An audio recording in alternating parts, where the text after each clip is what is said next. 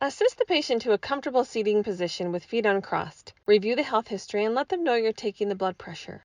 Get the appropriate sized cuff and armamentarium. Have the forearm slightly flexed and supported with the palm turned up and the upper arm fully exposed.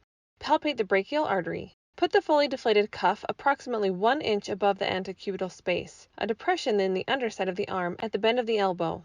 There are often markings on the cuff that need to line up with the brachial artery. Wrap the cuff evenly and snugly around the bare upper arm. Don't place the cuff over close. Position the gauge for easy reading. Determine how high to pump up the cuff by finding the estimated systolic blood pressure level.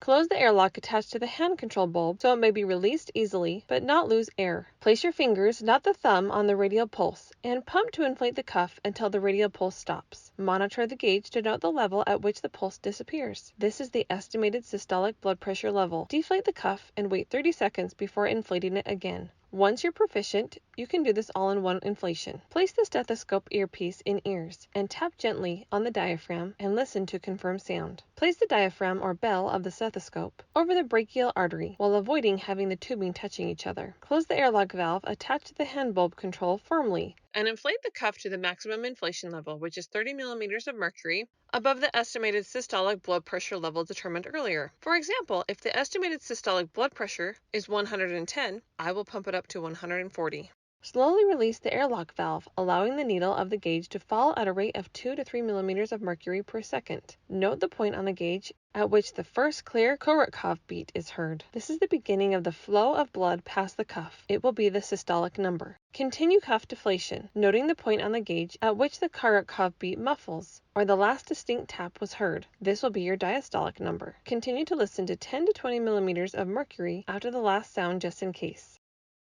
Fully deflate and remove the cuff. It is recommended to take an average, so if needed, repeat the procedure in 2 minutes on the same arm. Then discuss findings with the patient and document.